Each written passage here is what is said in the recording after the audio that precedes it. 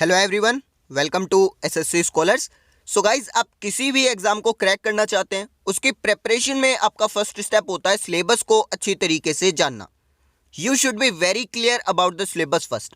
Syllabus को लेकर आपके माइंड में कोई भी डाउट, कोई भी क्वेरी नहीं होनी चाहिए। सो आज के सेशन में हम डिस्कस करने वाले हैं एनडीए के ऑफिशियल सिलेबस को, साथ ही साथ एग्जाम पैटर्न को। यानी आज मैं आपको बताऊंगा एनडीए एग्जाम के लिए किस सब्जेक्ट से कितने क्वेश्चंस आते हैं और उन क्वेश्चंस को सोल्व करने के लिए आपको पर्टिकुलरली कौन कौन से चैप्टर्स को पढ़ना होगा। जिन्हें नहीं पता उन्हें मैं बता दूं, हर साल में 2 बार यूपीएससी ये एग्जाम कंडक्ट कराता है। एग्जाम आपका ऑफलाइन होता है और आप इसको हिंदी एंड इंग्लिश दोनों लैंग्वेजेस में दे सकते हैं। स्टार्ट करते हैं एग्जाम पैटर्न से। सो एनडीए का आपका एग्जाम 2 पेपर्स में होने वाला है। Paper 1 mathematics and paper 2 general ability test यानी जीएटी। पेपर 1 आपका टोटल 300 मार्क्स का होगा, जिसके अंदर 120 क्वेश्चंस पूछे जाएंगे मैथमेटिक्स से एंड इन्हें सोल्व करने के लिए आपको 2.5 आवर्स का टाइम दिया जाएगा। नेगेटिव मार्किंग यहाँ पर है, हर सही क्वेश्चन के लिए आपको 2.5 मार्क्स मिलेंगे एंड रॉन्ग आंसर के लिए आपके 0.85 मार्क्स डिडक्ट होंगे। देन पेपर 2 जीएटी आपका 2 सेक्शंस में डिवाइडेड होगा, section 1 English and section 2 general knowledge GK. Total आपका एग्जाम 600 मार्क्स का होगा, जिसके अंदर इंग्लिश के 50 क्वेश्चंस होंगे 200 मार्क्स के एंड जीके के 100 क्वेश्चंस होंगे 400 मार्क्स के। इन्हें भी सोल्व करने के लिए आपको 2.5 आवर्स का टाइम मिलेगा।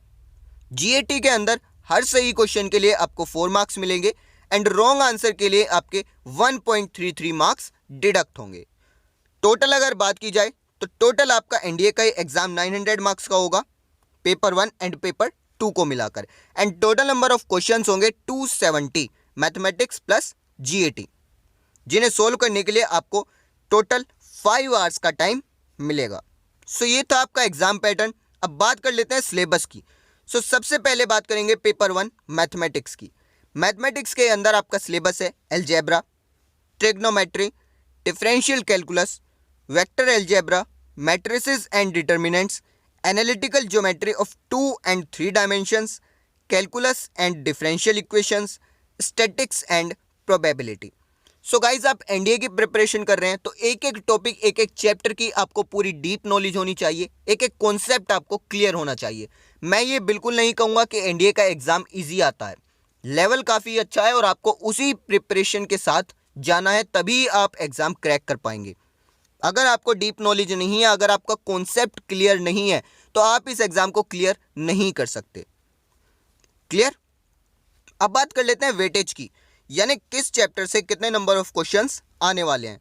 सबसे पहले बात करेंगे कैलकुलस की। तो कैलकुलस से आपके 20 to 25 क्वेश्चंस आएंगे।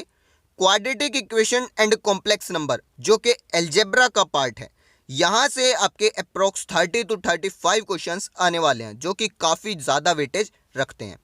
मैट्रिसेस एंड डिटर्मिनेंट्स, यहाँ से भी आपके अप्रोक्स 30 क्वेश्चंस आएंगे, सो ये भी काफ़ी ज़्यादा इंपॉर्टेंट हो जाता है। प्रोबेबिलिटी से आपके नंबर ऑफ क्वेश्चंस आएंगे 10 एंड ट्रिग्नोमेट्री से 30। सो ये वेटेज के अकॉर्डिंग अगर आप प्रिपरेशन करेंगे तो आपको काफ़ी ज़्यादा बेनिफिट मिलेगा अपने एग्जाम में। सभी क्वेश्चंस आपके जो है सभी टॉपिक से आने वाले हैं, बट जहाँ से ज़्यादा क्वेश्चंस आते हैं वो मैंने आपको बता दिए। इसके बाद आता है आपका पेपर 2 जीएटी, और जीएटी के अंदर सेक्शन 1 है इंग्लिश। सो इंग्लिश के अंदर आपका सिलेबस सेम रहने वाला है जो बाकी कॉम्पिटिटिव एग्जाम्स के लिए रहता है। यहाँ पर कुछ भी स्पेशल नहीं है, आपका कंप्लीट ग्रामर आएगा, वोकेबलरी एंड कॉम्प्रहेंशन। अब बात कर लेते हैं किस किस टाइप के क्वेश्चंस बनेंगे। सो एरर स्पॉटिंग आएगा, reading comprehension, selecting words, sentence improvement, antonyms, synonyms and jumbled sentences. Weightage की अगर बात की जाए तो एरर स्पॉटिंग से अप्रोक्स 5 क्वेश्चंस आएंगे, comprehension approx 6 questions, selecting words यहाँ से आपके लगभग 10 क्वेश्चंस आएंगे। इसके बाद में जो आपका सेंटेंस इंप्रूवमेंट है, यहाँ से आपके 10 क्वेश्चंस हो गए। एंटोनिम्स सिनोनिम्स 5 क्वेश्चंस ईच, यानी एंटोनिम्स से 5 क्वेश्चन आएंगे लगभग और सिनोनिम से भी 5 क्वेश्चंस। जंबल्ड सेंटेंसेस से आपके अप्रोक्स 9 क्वेश्चंस आएंगे। सो आप वेटेज के अकॉर्डिंग प्रिपरेशन कीजिए, मैं आपको बार बार बोल रहा हूँ, ताकि आपको पता रहे कि जहाँ से ज़्यादा क्वेश्चंस आ रहे हैं आप उस टॉपिक को, उस चैप्टर को ज़्यादा टाइम दें। क्लियर? इंग्लिश का कंप्लीट सिलेबस आपको हमारे चैनल पर मिल जाएगा। एक एक चैप्टर को हमने कवर कराया है, सो वहाँ से आप प्रैक्टिस कर सकते हैं। मॉक टेस्ट भी वहाँ पर अवेलेबल है। सो एयरफोर्स एसएससी जो इंग्लिश वहाँ पर आती है वही सेम इंग्लिश यहाँ पर आने वाली है और लेवल भी लगभग सेम है। सो आप वहाँ से प्रिपेयर कर सकते हैं। इसके बाद आता है आपका जीएटी का सेकंड सेक्शन यानी जनरल नॉलेज। जनरल नॉलेज के अंदर सबसे पहले आएगा फिजिक्स, और फिजिक्स का सिलेबस काफ़ी बड़ा है, सो आप इसको अच्छे से देख लेंगे या फिर आप इसका स्क्रीनशॉट भी ले सकते हैं। फिजिक्स के अंदर काफ़ी सारे चैप्टर्स आपके हैं, जैसा कि आप देख सकते हैं, इनके सभी के आप स्क्रीनशॉट्स ले लीजिए। अब यहाँ पर क्या है, देखिए फिजिक्स के अंदर आपके अप्रॉक्स 23 क्वेश्चंस आने वाले हैं। सो फिजिक्स आपको बिल्कुल अच्छे से प्रिपेयर कर लेनी है। इसके बाद ये आपके जो है कंप्लीट सिलेबस है। आई होप आपने स्क्रीनशॉट्स ले लिए होंगे, या फिर नोट करना है तो नोट कर लीजिए वीडियो को पॉज करके। सो जी के जो सेक्शन है उसके अंदर सबसे ज़्यादा वेटेज अगर रखता है तो वो है फिजिक्स। अप्रॉक्स 23 क्वेश्चंस आएंगे और जी के सेक्शन का लगभग 25% फिजिक्स आएगा।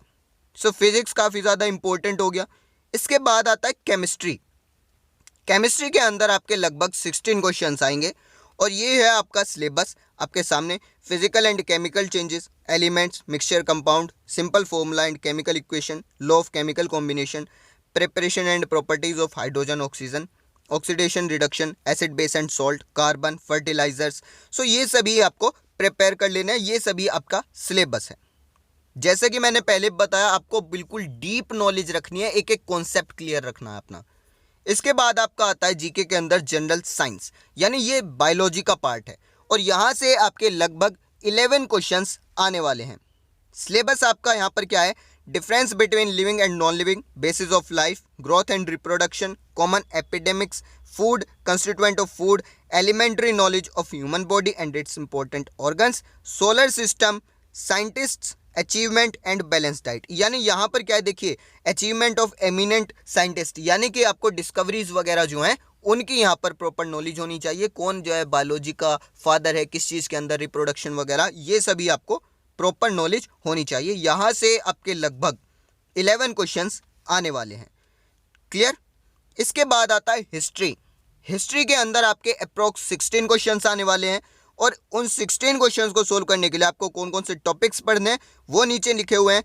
Freedom movement in India, Indian constitution and administration, 5 year plan यानी पंचवर्षीय योजना, Panchayati Raj, cooperative and community development, Bhoodan, Sarvodaya, national integration, basic teachings of Mahatma Gandhi, forces shaping the modern world, exploration and discovery.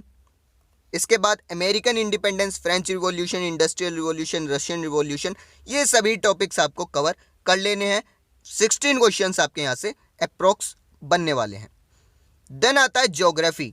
Geography के अंदर आपके 17 क्वेश्चंस आने वाले हैं लगभग, और ज्योग्राफी के अंदर क्या पढ़ना है, earth, latitude, longitude, concept of time, international date line, movement of earth and their effects, origin of earth, rock and their classification, और बाकी जो सभी टॉपिक्स यहाँ पर नोट डाउन हुए हैं उन्हें आप अपनी कॉपी में लिख लीजिए या फिर स्क्रीनशॉट ले लीजिए ताकि आपको आगे प्रॉब्लम ना हो। ठीक है। ज्योग्राफी का सिलेबस भी काफ़ी वाइड है, अच्छी तरीके से आप इसे प्रिपेयर करेंगे। अच्छा, एक चीज़ याद रखिए, इसके बाद आपका सेक्शन आता है करंट इवेंट्स का। करंट इवेंट्स से भी अप्रॉक्स 17 क्वेश्चंस आने वाले हैं और करंट इवेंट्स के लिए आप पिछले 1 साल के जो करंट अफेयर्स हैं वो कंप्लीट पढ़ लेंगे। पढ़ना क्या है, देखिए वर्ल्ड इवेंट्स, यानी कहीं पर भी कोई समिट वगैरह हो रहा है जहाँ पर काफ़ी सारे देश इकट्ठा हुए हैं, वो आपको पढ़ लेना है। स्पोर्ट्स वगैरह, उनसे कल्चरल एक्टिविटीज़ जो हुई हैं वहाँ से रिलेटेड करंट इवेंट्स, और साथ ही साथ जो प्रोमिनेंट पर्सनैलिटीज़ चर्चा में रही हैं, यानी जो भी लोग हैं वो अपने किसी काम की वजह से करंट अफेयर्स में चर्चा में रहे हैं, सो उनकी भी आपको प्रॉपर नॉलेज होनी चाहिए, चाहे वो नेशनल हो चाहे वो इंटरनेशनल हो। सो उसकी प्रॉपर नॉलेज आपको होनी चाहिए। सो ये था आपका सिलेबस एनडीए के लिए। आई होप आप सभी को समझ आया होगा। अगर आपको कोई भी डाउट है, कोई भी क्वेरी है, तो आप मुझसे पूछ सकते हैं, मैं आपको रिप्लाई करने की पूरी कोशिश करूँगा। आज के सेशन में इतना ही रखते हैं। Thank you.